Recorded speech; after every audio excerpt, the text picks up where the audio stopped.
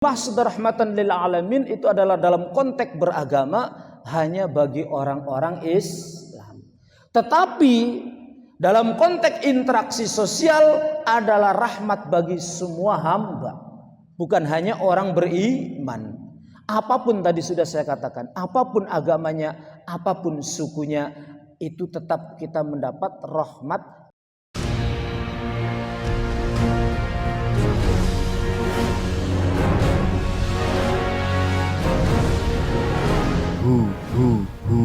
Allah. Saya doktor, tapi bukan doktor honoris causa, hasil jerih payah sendiri memeras keringat. Kalau doktor honoris causa itu biasa, tapi kalau ustadz honoris causa saya yang ngasih, Pak. Wah,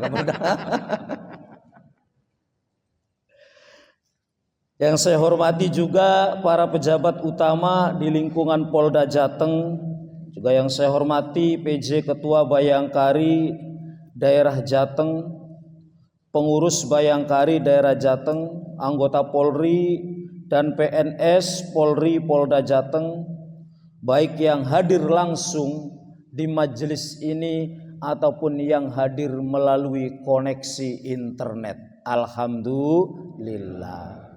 Di sini di Polda Jateng ini ada teman saya, Bapak Kuku Kalis Dir Intel, tapi beliau sebenarnya lagi ke Bali. Oh iya, beliau ustadz bener itu. Kalau diskusi sama saya tuh saya ngajak diskusi, beliau kembali masalah agama. Saya bilang, jenengan ini polisi apa ustadz? Setiap ketemu sama saya diskusinya agama saja. Kata beliau, ya saya kan nimba ilmu. Oh iya, nanti pensiun jadi polisi jadi ustadz ya top, saya bilang. Bapak-bapak, ibu-ibu semua yang hadir di sini, yang mohon maaf tidak bisa saya sebutkan satu persatu.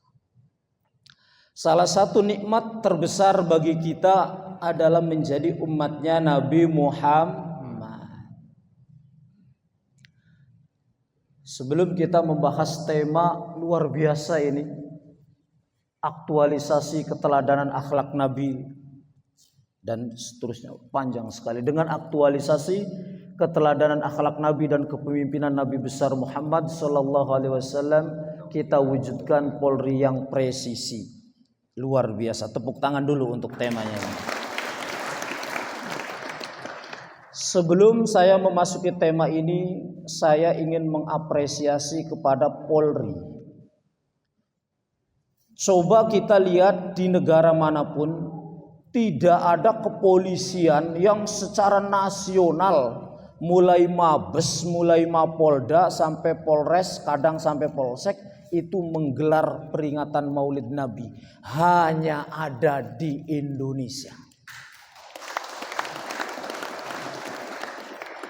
Kalaupun ada di negara lain itu sangat kecil persentasinya, seperti Yaman ya, karena memang yang kental nuansa sholawatannya. Itu pun acaranya tidak terlalu formal. Makanya saya bilang ini patut, kalau ada wartawan patut diekspos ini. Bahwa inilah apresiasi saya tertinggi untuk Polri, mampu menggerakkan semua unsurnya mulai pusat sampai daerah untuk menggerakkan Maulid Nabi. Alhamdulillah. Tidak hanya itu, hanya ada di Indonesia yang kepolisian itu punya grup sholawat, grup rebana. Di negara lain tidak ada kepolisian. Sepanjang yang saya tahu tidak ada kepolisian yang punya grup sholawat atau rebana. Tapi sayang Pak Waka, yang ditampilkan bukan polwan. Waduh, kalau polwan kan semakin bersemangat saya ini. Ini dari pasukan Brimob. Oh itu, ada pesanan dari istri saya, jangan polwan. Waduh, repot ini. Luar biasa. Kita tepuk tangan dulu untuk grup. Ini dari sini saja sudah luar biasa bangsa Indonesia. Saya bicara ini dalam konteks Polri dulu, belum kementerian-kementerian lain juga serentak, institusi-institusi pemerintahan negara lain itu sangat sunyi senyap. Ini menandakan bahwa bangsa Indonesia itu punya cinta yang luar biasa kepada junjungannya yang bernama Nabi Muhammad. Alhamdulillah. Oleh karenanya, sebelum saya berlanjut, karena kita peringatannya Maulidun Nabi, seperti saya katakan di mana-mana, bahwa acara inti dari peringatan Maulid Nabi itu bukan ceramah, bukan tausiah, bukan mauidhah hasanah, tetapi inti peringatan Maulid Nabi itu adalah membaca sholawat. Adapun ceramah tausiah itu hanya camilan, snack tambahan untuk bumbu pelengkap. Jadi semestinya kalau tadi habis sholawatan bubar selesai. Tapi kita punya adat tradisi adanya yang ceramah. Oleh karenanya sebelum kita berlanjut pengajian ini, saya memohon sebagai juga ini permintaan saya ini, lantunkan sholawat tibbil qulub. Satu, jangan lama-lama ya, waktunya minim. Kita nanti bareng-bareng karena masih ada sisa-sisa corona juga, biar dengan melantunkan sholawat tibbil qulub di bulan Maulid ini semua virus-virus itu menjadi hilang. Amin Allahumma amin. Saya mohon melantunkan tibbil qulub dan kita serentak mengumandangkan bareng-bareng.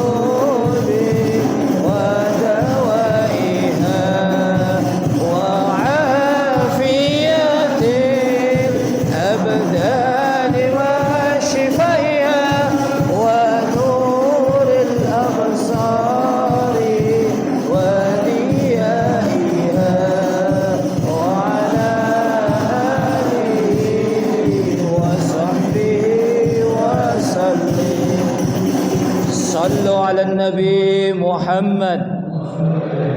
Alhamdulillah habis baca sholawat adem. Saya sedikit ngaji dulu sebelum tema. Jadi jauh sebelum kecanggihan era teknologi yang sekarang live streaming atau Zoom bisa disaksikan melalui jaringan internet, itu ada sebuah amal yang bisa live streaming langsung. Apa itu? Sholawat. Jadi ketika kita membaca Al-Quran, Nabi Muhammad tidak tahu. Ketika kita sholat, Nabi Muhammad kita tidak tahu. Kita sholatnya di Masjid At-Taqwa, Mapolda, Nabi Muhammad tidak tahu. Tapi begitu baca sholawat saat ini juga, detik ini juga, ruhnya Nabi Muhammad itu tahu bahwa Wakapolda Jateng beserta seluruh anggotanya dan ibu-ibu Bayangkari, ibu-ibu istrinya ini semuanya melantunkan sholawat. Itulah keistimewanya sholawat. Makanya Rasulullah sallallahu alaihi wasallam bersabda, An Abi Bakrin qala Rasulullah sallallahu alaihi wasallam, Inna Allah wakkala bi malakan 'inda qabri, fa idza shalla 'alayya rajulun min ummati faqala li dhalikal malak, Ya Muhammad, inna fulan bin fulan shalla 'alaika as-sa'ah. Rawahu Dailami wa isnaduhu hasan. Jadi Nabi Muhammad itu bersabda, sesungguhnya Allah Subhanahu wa taala menugaskan seorang malaikat yang berada di samping kuburannya Nabi Muhammad. Ketika dimanapun dan kapanpun ada orang berselawat, malaikat itu langsung lapor, Ya Muhammad, inna fulan bin fulan shalla 'alaika as-sa'ah. Bahwa sesungguhnya Bapak Wakapolda bin siapa? Detik ini, saat ini sedang bersolawat. Jadi saat ini ruhnya Nabi Muhammad itu mengerti. Itu kehebatannya solawat. Dan yang disebutkan bukan hanya Orang yang bersalawatnya tapi juga nama orang tuanya, inna fulan bin fulan. Itulah live streaming. Jadi kita tadi sholawatan di sini langsung ruhnya Nabi Muhammad itu mengerti bahwa kita semua umatnya melantunkan sholawat. Dan semoga dengan melantunkan sholawat itu kita dapat syafaatnya berbagai kebaikan di alam dunia dan khususnya kelak di hari akhirat. Di pengadilan akhirat. Amin Allahumma amin. Bapak-bapak, ibu-ibu yang dirahmati Allah, cukup nopo terus Pak Waka? Lanjut. Oke. Kalau kata Pak Waka, bubar barisan gerak. Oke men, kita cabut.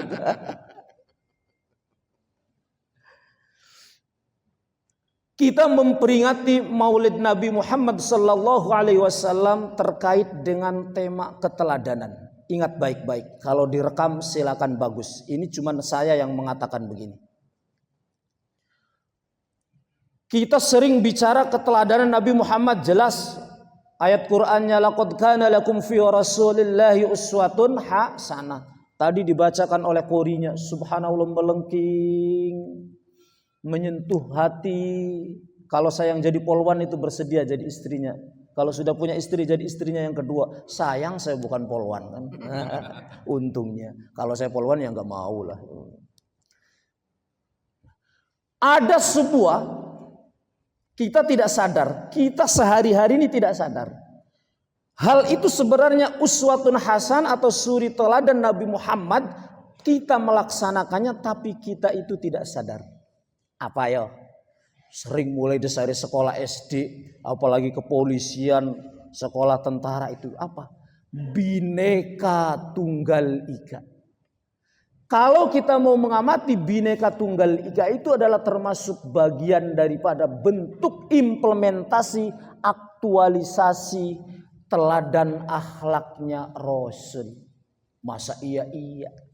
Bhinneka Tunggal Ika kita semua mengerti nggak artinya? Berbeda-beda tetapi tetap satu. Itulah akhlak Rasulullah. Nabi Muhammad tidak pernah membeda-bedakan apapun sukunya, apapun golongannya, apapun bangsanya, apapun strata sosialnya. Di hadapan Nabi Muhammad punya hak yang sama dalam berinteraksi sosial dan berhak merasakan berbagai keadilan dalam kehidupan berbangsa dan bernegara. Sekali lagi, Bhinneka Tunggal Ika, apapun sukunya, apapun agamanya, itulah akhlak Nabi Muhammad sallallahu alaihi wasallam. Nabi melarang mencaci maki orang karena beda agama. Nabi melarang mencaci orang karena beda suku. Nabi melarang orang berbeda etnis atau berbeda adat, tradisi dan budaya.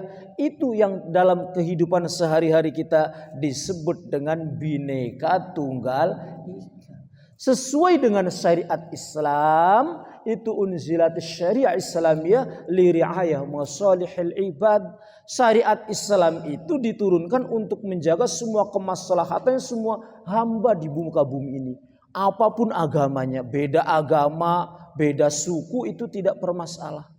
Walaupun bertetangga dengan beda beragama dalam syariat Islam, agama manapun tidak boleh mengganggu tetangganya yang berlainan keyakinan. Itulah singkatnya definisi daripada Bhinneka Tunggal Ika. Alhasil kita mengamalkan Bhinneka Tunggal Ika itu termasuk bagian mengamalkan daripada uswatun hasanahnya Rasulullah. Sampun jelas nggih? Oh, bahasa Jawa nih keluar Pak Waka. Maklum biasa ngajinya sama ibu-ibu di kampung-kampung. Saya duduknya di sini, yang lain bajunya coklat-coklat, wah gagah-gagah. Saya bajunya putih, mestinya tadi pinjam baju coklat dulu karena nanti habis pengajian dilepas lagi. Tapi repot juga nanti dipakai saya namanya ini nama orang lain kan, disangka polisi ilegal, ditangkap satpam. Bapak-bapak, ibu-ibu yang dirahmati Allah. Nah, itu satu. Oleh karenanya, ketika lahir belakangan ini segolongan orang yang mengklaim dirinya juru dakwah. Tadi disebutkan oleh Pak Waka, saya wakil komisi kerukunan antar umat beragama MUI Pusat. Maka saya berhak berbicara ini. Sekarang banyak orang di medsos mengklaim dirinya juru dakwah, tapi kemudian merayakan Maulid Nabi itu sia-sia, tidak berpahala. Merayakan Maulid Nabi itu bid'ah, merayakan Maulid Nabi itu syirik.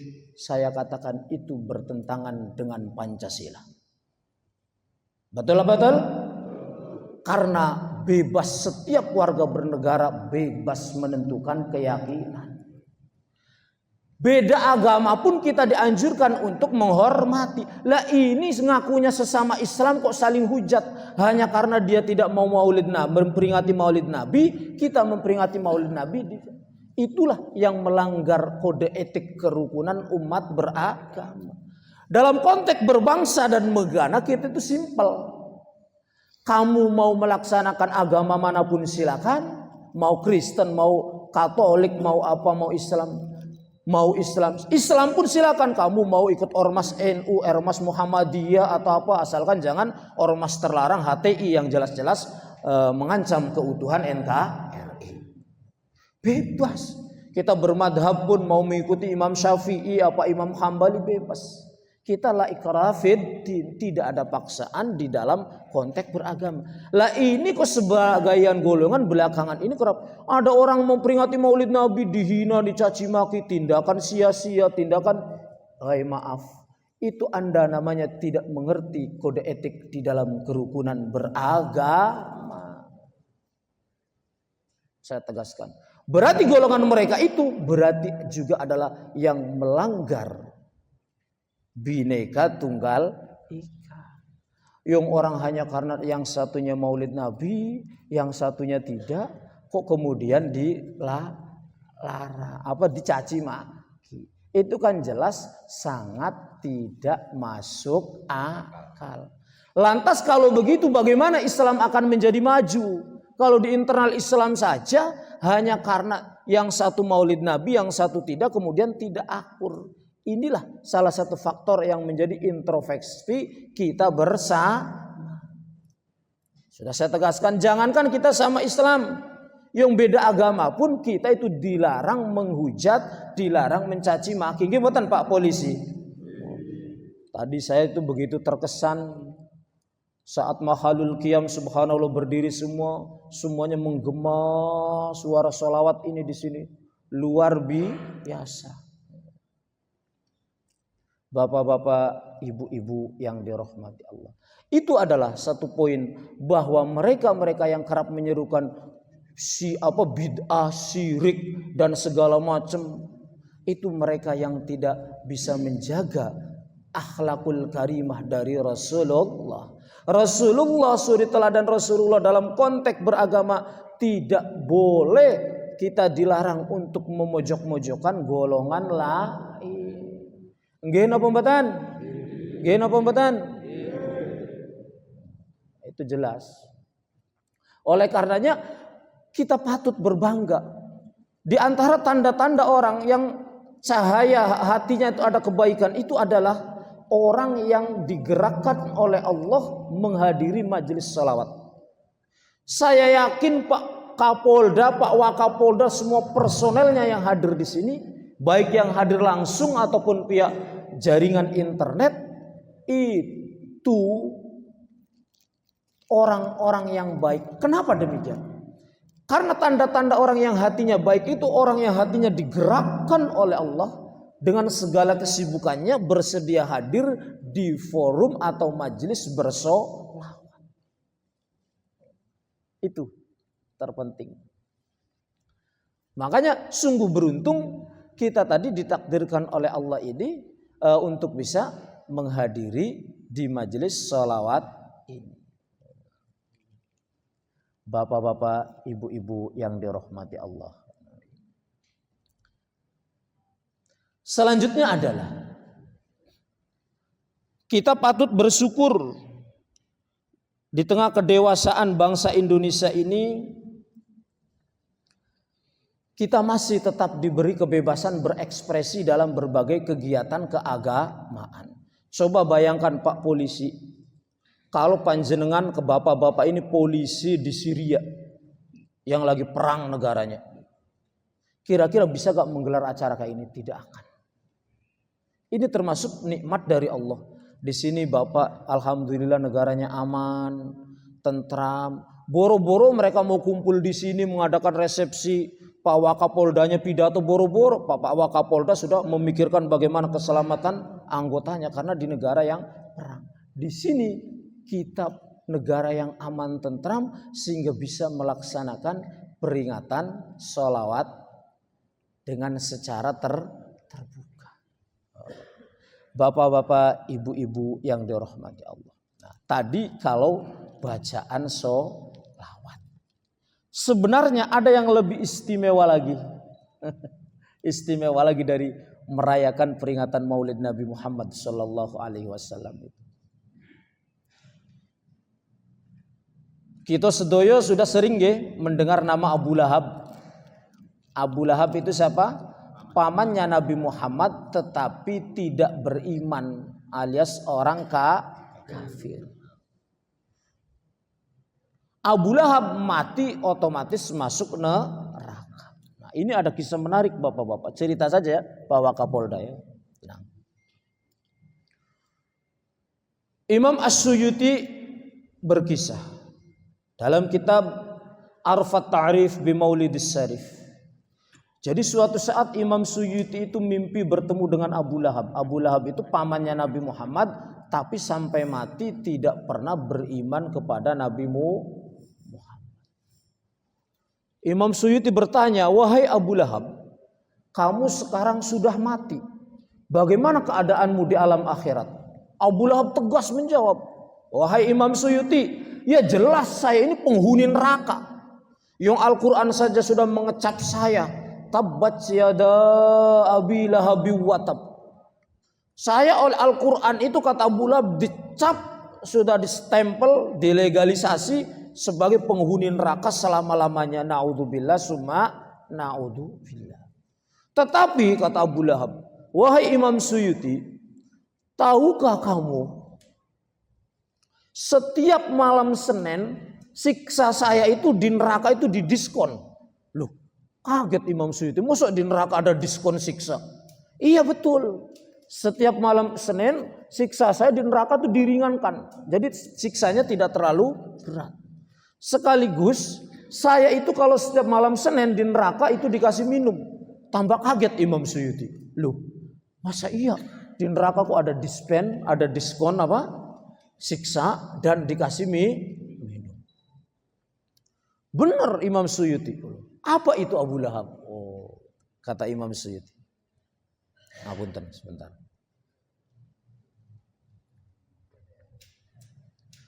Kata Abu Lahab, begini Imam Suyuti. Kenapa saya setiap malam Senin di neraka itu siksanya diringankan? Karena Nabi Muhammad dilahirkan pada hari tanggal 12 Rabiul Awal atau 12 Maulid. Saya setiap malam Senin itu diringankan siksanya kata Imam Suyuti. Kata Abu Lahab kepada Imam Suyuti. Karena waktu itu, waktu lahirnya Nabi Muhammad, saya sebagai orang paman walaupun sampai akhir hayat saya tidak masuk Islam, tetapi waktu Nabi Muhammad lahir, kelahirannya Nabi, di hati saya itu ada rasa senang. Begitu Nabi Muhammad lahir, Abu Lahab sebagai tokoh terkemuka kafir waktu itu. Oh, orang Mekah. Saya punya ponakan baru. Kalau zaman Abu Lahab sudah ada medsos, mungkin ya Abu Lahab tulis di medsos. Saya punya ponakan baru bernama Muhammad. Tapi zaman segitu kan belum ada medsos. Jadi Abu Lahab muter Mekah. Wahai pengikut saya, ketahuilah. Saya punya ponakan baru yang laki-laki, orangnya ganteng, yang dinasi nama Muhammad. Kata Abu Lahab, itulah dulu. Karena saat Nabi Muhammad itu lahir, di hati saya seorang paman ada rasa senang. Meskipun saya tidak beriman pada Nabi Muhammad, maka setiap hari Senin, malam Senin siksa saya di neraka itu diringankan. Oh, satu. Yang kedua, lantas apa itu Abu Lahab? Katanya kamu kalau setiap malam Senin di neraka dikasih minum setetes air dari ujung jari ini. Oh begini Imam Suyuti. Dulu waktu Nabi Muhammad bayi lahir itu, saya memerdekakan seorang budak perempuan bernama Suwaibah. Dan kemudian Suwaibah itu saya perintahkan untuk menyusui Nabi Muhammad setelah Suwaibah merdeka. Karena dulu saya membayar seorang perempuan untuk menyusui Nabi Muhammad, bayi yang yatim itu, maka itulah yang menyebabkan saya setiap malam Senin mendapat setetes minum dari sela-sela jari. Jadi diskonnya 2 nggih. Keringanan siksa sama dikasih minum. Lanjutnya dalam kitab Mauridus Shadiq fi Maulidil Hadi, Imam Hafidz Samsuddin Ad-Dimishqi mengatakan, jika itu loh kita pahami, jika orang non muslim saja, Abu Lahab yang kafir saja, hanya karena senang setiap waktu Nabi Muhammad lahir, senang, ada rasa senang, setiap malam Isnin siksanya di neraka disiksa, diringankan, maka kita orang Islam yang beriman kepada Nabi Muhammad, yang senang memperingati perayaan Nabi Muhammad, itu insya Allah masuk surga dengan syafaat Nabi Muhammad. Amin Allahumma amin. Begitu Pak Waka. Mantap kan? Mantap. Yang kita umatnya Nabi Muhammad merayakan hari lahirnya kok dicaci-caci, dimaki-maki. Pacarnya aja, ya. Pacar kagak ganteng, hidungnya pesek, banyak jawab. Begitu diultah, happy birthday darling. Lah giliran Nabi Muhammad kok dirayakan hari kelahirannya kok. Gimana Pak polisi? Mantap Ben Mak. Mantap. Sebenarnya saya kayaknya kalau jadi polisi agak mantap ya Pak Waka. Mantap. Kalau saya jadi polisi milih istrinya polwan yang paling cantik. Sayang saya tidak polisi. Oh saya tidak polisi nggak apa-apa Pak Waka. Biasa kalau di Jawa Timur kiai itu istrinya 2 atau 3, tapi di Jawa Timur. Jawa Tengah 4. Oh kalau di Jawa Tengah tuh zonanya kurang mendukung.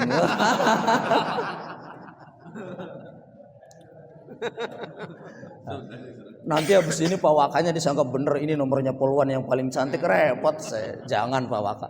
Ini live ini dilihat istri saya Pak Waka. Lebih lanjut ada sebuah qasidah yang menegaskan.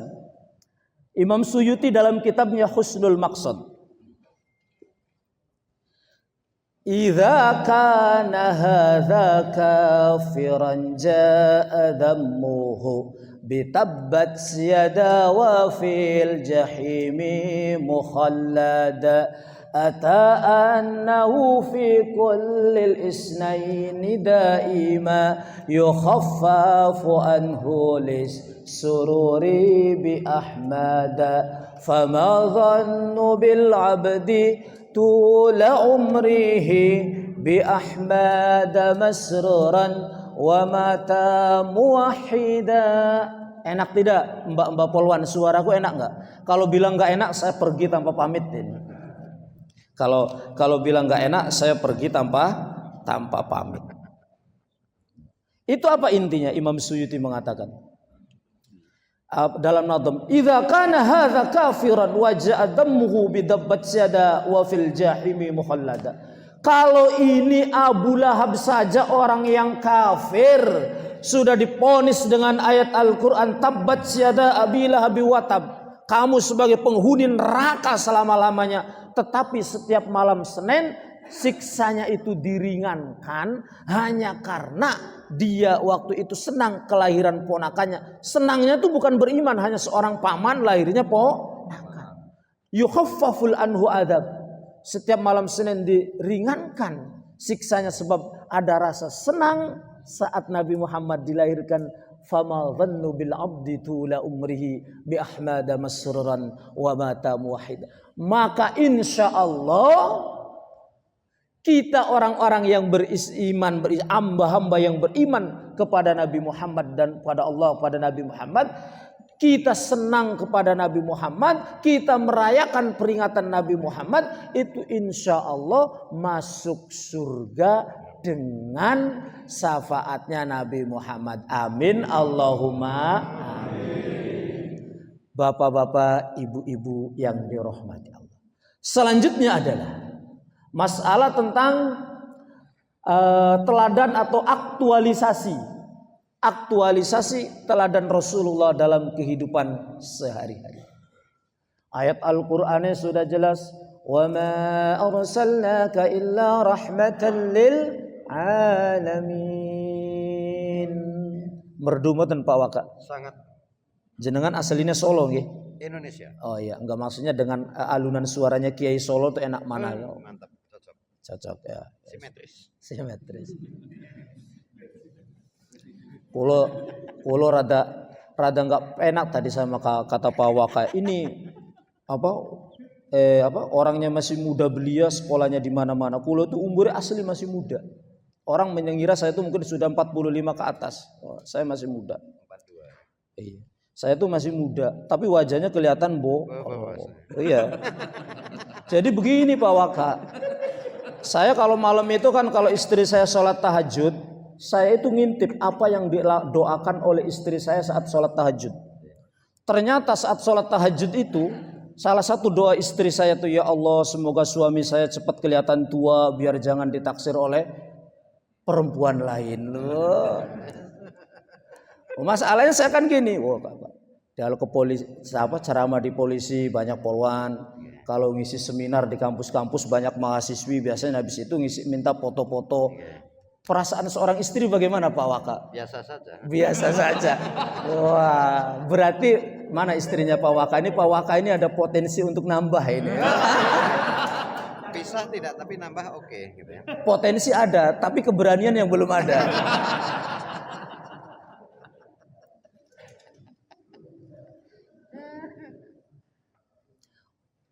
Wa ma arsalnaka illa rahmatan lil alamin. Nabi Muhammad diutus itu adalah sebagai rahmat. Begini. Kalau dalam kitab-kitab tafsir, kejauhan guys, enggak apa-apa. Yang dimaksud rahmatan lil alamin itu adalah dalam konteks beragama hanya bagi orang-orang Islam. Tetapi dalam konteks interaksi sosial adalah rahmat bagi semua hamba. Bukan hanya orang beriman. Apapun tadi sudah saya katakan, apapun agamanya, apapun sukunya, itu tetap kita mendapat rahmat. Kita berinteraksi sosial dengan lemah lembut, dengan ramah. Oleh karenanya, nah ini. Lantas suri teladan Nabi, apakah Nabi Muhammad itu hanya dengan orang-orang Islam saja? Tidak. Syariat Islam tadi sudah saya katakan turunkan ke muka bumi ini bukan hanya untuk orang Islam, kemaslahatan orang Islam, bukan. Tapi untuk semua hamba, semua manusia apapun agamanya, hewan-hewan, binatang, semua apapun agamanya, itu semua adalah berhak untuk mempunyai hak yang sama. Itu yang pengertian implementasi aktualisasi daripada rahmatan lil alamin. Atau kalau dalam bahasa syariat Islamnya itu syariat Islam diturunkan itu liri'aya masalih ibad, untuk menjaga kemaslahatan semua para hamba. Lantas bagaimana? Apa dalam konteks beragama saja? Tidak. Uswatun hasan Nabi, teladan Nabi itu dalam berbagai hal. Baik dalam konteks sosial, dalam konteks politik, dalam konteks ekonomi, dalam konteks kebudayaan, semua di situ ada uswatun hasanah Rasulullah. Apa iya? Iya. Kita semua paham kisah-kisah Nabi Muhammad, nggih? Nabi Muhammad begitu tenggang rasa dalam berinteraksi sosial. Nabi Muhammad begitu lemah lembut dengan orang yang non muslim. Nabi Muhammad begitu lemah lembut dengan orang yang walaupun orang itu mencaci makinya, gimana? Itu kalau pengen itu lihat, masuk di video ada anjing suci Kiai sesat ahli neraka. Itu video saya yang viral waktu saya ngaji di Masjid Agung Sunda Kelapa Jakarta Pusat beberapa tahun lalu, itu tentang uswatun hasanah Nabi Muhammad. Kembali ke permasalahan. Apa iya Nabi Muhammad itu punya suri teladan dalam konteks ekonomi? Saya kasih contoh sosial, politik, budaya. Saya kasih teladan Nabi Muhammad dalam konteks ekonomi, Pak. Kita semua tahu, maaf, Nabi Muhammad waktu itu masih di kandungan ibunya, ayahnya sudah wafat. Alhasil apa? Nabi Muhammad lahir jadi seorang yatim. dan ibunya itu maaf seorang janda miskin. Gimana? Lantas Nabi Muhammad masa anak-anak kekurangan. Nah, yang kemudian hari Nabi Muhammad menjadi manusia termulia di dunia. Saya tidak akan membahas itu. Yang ingin saya katakan adalah kita semua mengerti kenapa waktu kecil Nabi Muhammad itu menggembala kambing. Tahukah panjenengan? Disitulah mulai awal uswatun hasanah Nabi Muhammad itu diterapkan. Nabi Muhammad seorang anak kecil yatim tapi dia sudah berpikir cerdas. Bapak saya sudah tidak ada. Saya makan minum dikasih orang lain. Bagaimana caranya biar saya jangan merepotkan orang lain. Mau bekerja, fisik saya belum kuat. Yang saya masih anak-anak. Berdagang, saya tidak punya modal. Satu-satunya yang memungkinkan waktu itu kerja untuk mencari makan dirinya sendiri, menggembala kambing. Akhirnya datanglah dia kepada orang kaya yang punya kambing, menggembala kambing hanya tujuan biar saya makan sehari-hari itu bisa nyari sendiri, tidak mengemis. Naudzubillah min dzalik. Tidak kayak zaman sekarang. Kalau kekurangan ngemis pinggir jalan, bahkan ngemis dijadikan profesi kayak di film Indosiar, bukan di Semarang, di film Indosiar. Suka nonton film Indosiar apa Waka? Ibu biasa yang suka ya? Enggak tahu. Oh, enggak tahu juga. Kan banyak orang pengemis jadi profesi. Nabi Muhammad waktu kecil saja sudah berpikir keekonomian uswatun hasanah, kemandirian ekonomi. Saya ini jangan membebankan kakek saya, jangan membebankan paman atau pak de saya. Saya harus bisa mandiri, minimal dengan menggembala kambing saya bisa mencari makan untuk diri saya sendiri. Naik sedikit. Begitu ada pengumuman seorang miliuner dari Mekah dibutuhkan seorang karyawan, ke istilah sekarang, untuk menjadi pelayan dagang, yaitu Sayyidah Khadijah. Nabi Muhammad langsung daftar, diantar. Daftar, jadi karyawan. Kata Nabi Muhammad, alhamdulillah saya bisa menjadi pelayan dagang untuk mencari nafkah nek corone kayak anak sekarang bisa apalah gitu ya. Bisa jadi tukang semir atau tukang apa. Zaman gitu kan belum ada tukang semir. Menjadi pelayan. Ini apa? Inilah contoh teladan. Jeung Nabi Muhammad sejak anak-anak itu pantang menyerah, pantang meminta-minta. Gimana? Tidak kayak anak zaman sekarang. Kalau anak zaman sekarang, bapaknya meninggal malah kadang sama ibunya disuruh minta. Itu contoh. Sekian proses waktu berjalan sehingga sampai suatu saat Nabi menikah. Pak Waka, Nabi Muhammad menikah itu kan pertama itu bukan dengan seorang pakar agama Pak Waka, tapi dengan milioner, yaitu Sayyidah Khadijah, waktu janda yang paling terkaya di Mekah. Ayo, apakah Nabi Muhammad cinta dunia? Bukan. Apakah Nabi Muhammad itu karena cinta kemewahan? Bukan. Tapi waktu itu Nabi Muhammad melihat, karena Nabi Muhammad yang jatuh cinta duluan pun Sayyidah Khadijah yang melamar. Nabi Muhammad dalam kalkulasi perjuangan, saya kalau berjuang ditopang oleh seorang perempuan yang cukup berpengaruh dengan kekuatan materi sekian, maka akan bisa menopang perjuangan saya. Jadi untuk menopang perjuangannya makanya Nabi Muhammad nyari istrinya yang milioner. Dengan pengaruh kekuatan ekonominya sama lah Pak Waka ya. Orang kan apa kalau orang miskin sama orang kaya kan, nah contoh kayak sekarang kalau kiai saja kalau maaf kalau kurang kaya kan kadang kurang dianggap ya Pak Waka. Tapi bukan di sini, di film Indosiar. Ya saya juga jarang nonton film Indosiar, cuman kadang di grup-grup WA itu inilah film Indosiar gitu. Ada Pak Waka Polda ingin nambah istri tapi tidak berani. Contoh. Berani. Ada wiridnya Pak Waka nanti biar istri pertamanya itu nurut. Saya sudah ada ya. Saya aja istrinya satu Pak Waka boro-boro. Masa saya belum nyoba malah ngajari orang. Namanya uji coba itu. Mengorbankan orang lain. Itu prinsip ekonomi Nabi Muhammad. Jelas. Itu jadi sisi dalam berbagai sisi itu Nabi Muhammad punya sisi teladan. Ini jarang dibahas orang.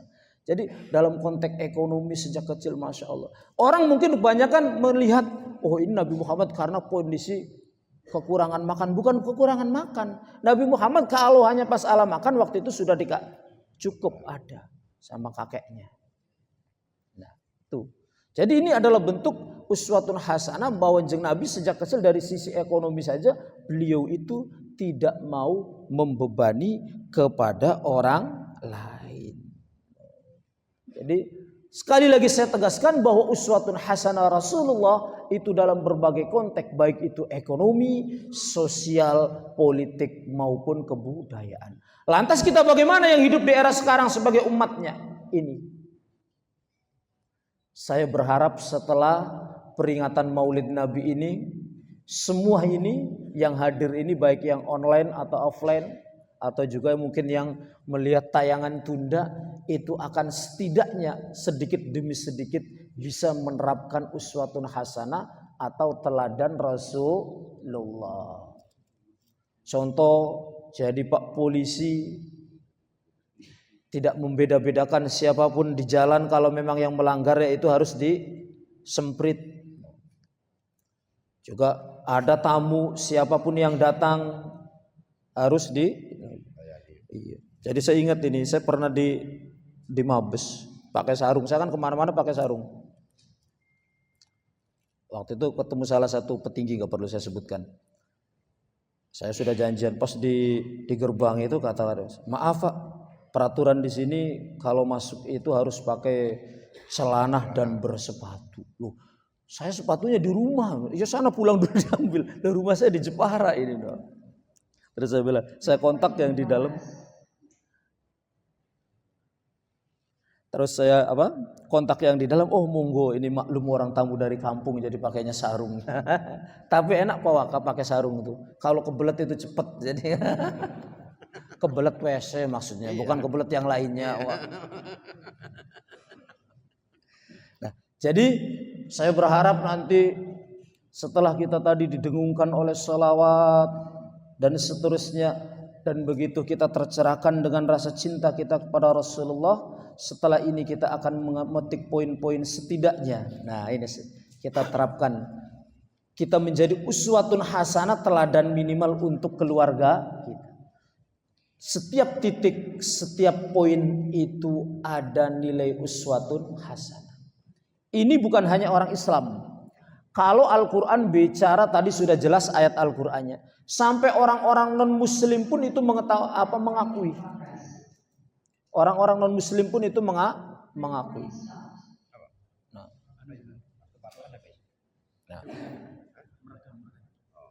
Contoh begini.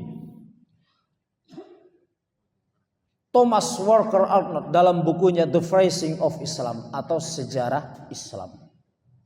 Beliau itu mengamati, beliau padahal orang non-muslim. Beliau mengamati. Apa ya yang menyebabkan Nabi Muhammad ini menurut orang non-muslim, Nabi Muhammad padahal terlahir sebagai anak yatim. Waktu kecil menggembala kambing, anaknya janda miskin. Nabi Muhammad tidak bisa membaca, tidak bisa menulis. Karena Nabi Muhammad tidak bisa membaca, tidak bisa menulis sampai akhir hayat kan. Karena kalau Nabi Muhammad bisa membaca menulis, nanti disangka Al-Quran itu dapat ngarang sendiri.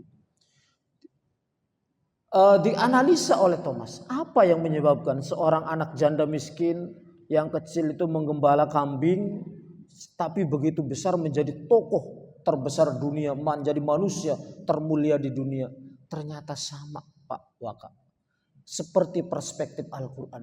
Oh ternyata ada uswatun hasanah, ada teladan yang luar biasa di dalam diri Nabi Muhammad dalam berbagai hal. Makanya tadi waktu kita masalah dalam konteks Nabi waktu itu Nabi Muhammad jadi karyawannya Sayyidah Khadijah.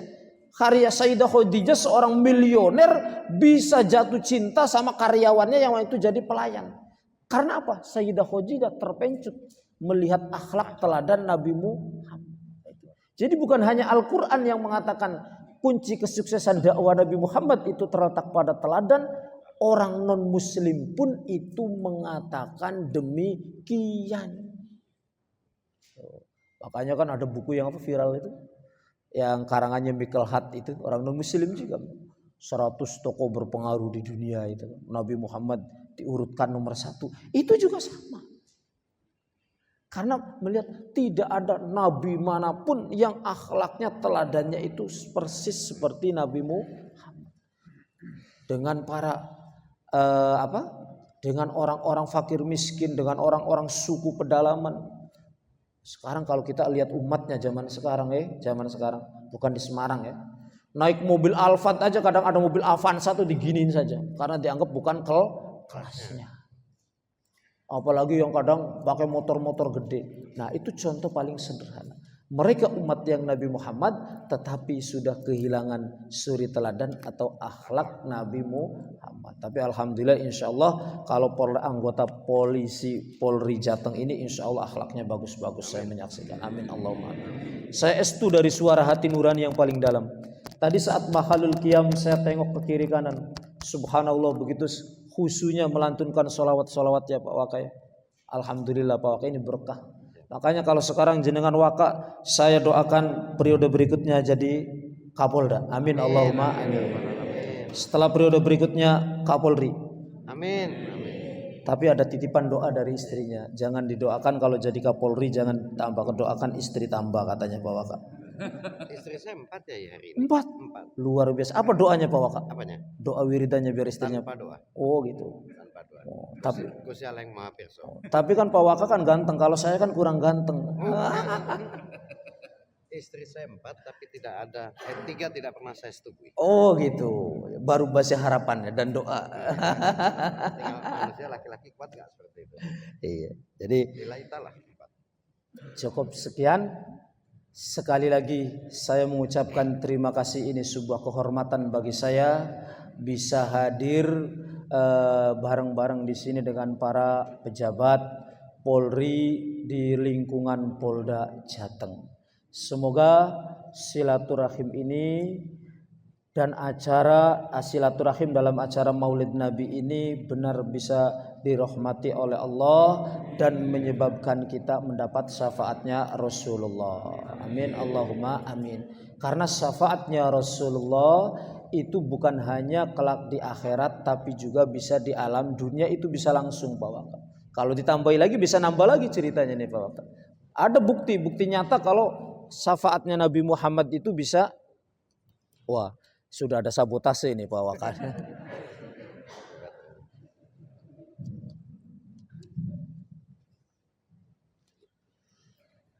Tak kira diusir dengan halus, listriknya dimatikan. Jadi syafaatnya Rasulullah itu bukan hanya ketika kita sudah masuk alam kubur, bukan hanya ketika kita di pengadilan akhirat kelak, itu tapi di dunia pun bagi orang yang bersalawat itu dirasakan. Apa perlu ditambah atau cukup? Ini ada kisah menarik Pak Waka. Ada kisah menarik.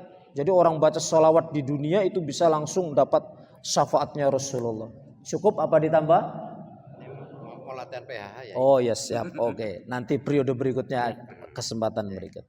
Yang intinya saya garis besari bahwa kita mari perbanyak baca salawat. Di antara fungsi orang yang baca salawat itu kita akan mendapat syafaatnya Nabi Muhammad baik di dunia khususnya kelak di pengadilan akhirat. Juga ini ada juganya Pak. Orang yang rajin membaca salawat itu anak-anaknya biasanya menjadi anak yang solih-solihah, yang mudah dinasehati dan jadi orang sukses. Saya banyak yang sering bertanya ke saya, salawat itu apa? Banyak salawat, tapi biasanya saya ngajaknya yang paling singkat Pak Waka, cuma 2 kalimat, 3 kalimat, sallallahu ala Muhammad itu. Sallallahu ala Muhammad, sallallahu ala Muhammad, itu yang paling singkat. Sudah itu. Kalau kita kayak tadi salawat tibil qulub panjang. Kalau kita kayak salawat naria baru sekali saja itu lamanya luar biasa. Tapi kalau cuman kayak Mbak Polwan jodohnya belum kerap datang baca sallallahu ala Muhammad sallallahu alaihi wasallam, langsung datang jodoh yang gagah ganteng, tampan mempesona dan soleh. Begitu juga yang masih jomblo. Ini masih ada yang jomblo ya. Nah, kalau jomblo pengen jodoh itu perbanyak baca sholawat. Itu insya Allah cespleng. Yang pengen naik jabatannya perbanyak baca sholawat. Sallallahu ala Muhammad, sallallahu ala Muhammad. Berapa kali? Seikhlasnya. Banyak-banyaknya. Iya. Seikhlasnya, tidak ada batasnya. Lebih banyak lebih baik. Bojone istrinya lagi muring-muringan, dibaca sallallahu alaihi Muhammad sallallahu, langsung diem itu, Pak. Atau ibu-ibu suaminya pengen nambah istri, dibaca sallallahu alaihi Muhammad sallallahu, itu nggak jadi itu. Suami Bener. biar nggak konangan, sholawat juga. Oh ya jangan. Itu namanya sama, masa orang mau mencuri terus baca sholawat, walah. Repot. Ini ada potensi di tanda-tandanya. Nanti kita bicarakan empat mata.